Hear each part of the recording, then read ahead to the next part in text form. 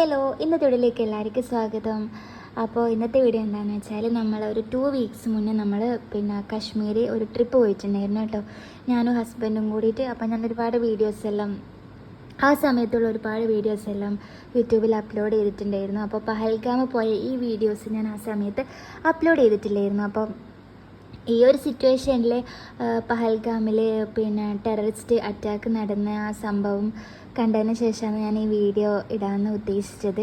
സത്യം പറഞ്ഞാലില്ലേ, ഒരുപാട് ആയിരക്കണക്കിന് ടൂറിസ്റ്റുകൾ വന്നിട്ട് അവിടെ സ്റ്റേ ചെയ്തിട്ടും ഒരുപാട് അവിടുന്ന് യാത്ര ചെയ്തിട്ടും എല്ലാം ഒരുപാട് ആൾക്കാർ ഡെയിലി ഒരു 1000 പരം ആൾക്കാർ വരുന്നൊരു സ്ഥലമാണ് കേട്ടോ പഹൽഗാം.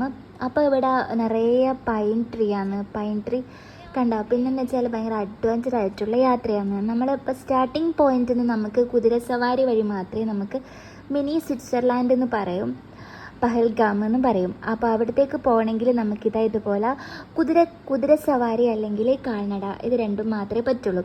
കാൽനട എന്ന് പറയുന്നത് നമ്മൾ ഉദ്ദേശിക്കുന്ന പോലെ സാധാരണ ഒരു നടത്തം നമുക്ക് സാധിക്കില്ല. കാരണം എന്ന് വെച്ചാൽ ഒരുപാട് പാറക്കല്ലും വെള്ളവും അങ്ങനെ ഒരുപാട് കാടും മലയും താണ്ടിയിട്ട് വേണം നമ്മൾ ആ പഹൽഗാമിലേക്ക് എത്താൻ വേണ്ടിയിട്ട്. അപ്പോൾ നമ്മൾ ഇവിടുന്ന് കുതിരസവാരിക്കാണ് പോയത്. കുതിരസവാരിക്ക് പോയി നമ്മൾ അവിടെ എത്തി. ഭയങ്കര അഡ്വഞ്ചർ ആയിട്ടുള്ളൊരു സവാരി തന്നെയായിരുന്നു കേട്ടോ. അവിടെ എത്തിക്കഴിഞ്ഞാൽ നമുക്ക് അവിടെ ഒരു എൻട്രി ഫീസ് ഉണ്ട് കേട്ടോ. അപ്പോൾ ബാക്കി അവിടെ 4 വശവും നെറ്റ് കൊണ്ട് കവാടെല്ലാം ഭയങ്കര ക്ലോസ് ആക്കിയിട്ടാണ് ഉള്ളത്. അപ്പോൾ ആ എൻട്രി ഫീസ് കൊടുത്തിട്ട് അവിടുന്ന് ആ ഒരു ഓപ്പണിങ്ങിലൂടെ മാത്രമേ നമുക്ക് ആ പഹൽഗാമിലേക്ക് നമുക്ക് എൻട്രി ചെയ്യാൻ വേണ്ടി പറ്റുള്ളൂ.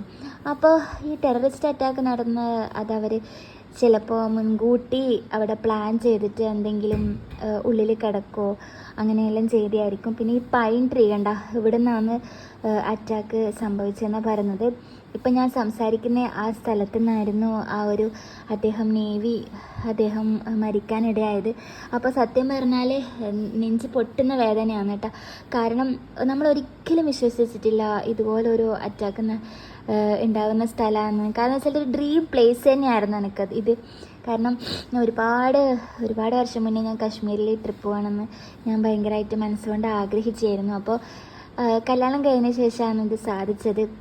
അപ്പോൾ ഇത്രയും മനോഹരമായ ഒരു സ്ഥലത്ത് ഇത്രയും വലിയൊരു അറ്റാക്ക് നടക്കുമെന്ന് നമുക്ക് മനസ്സിൽ പോലും ചിന്തിക്കാൻ വേണ്ടി പറ്റില്ല. സത്യം പറഞ്ഞാൽ ഇത് ഭയങ്കര ഒരു ഭീതി ഉണ്ടാക്കുന്ന ഒരു സംഭവം തന്നെയാണ്.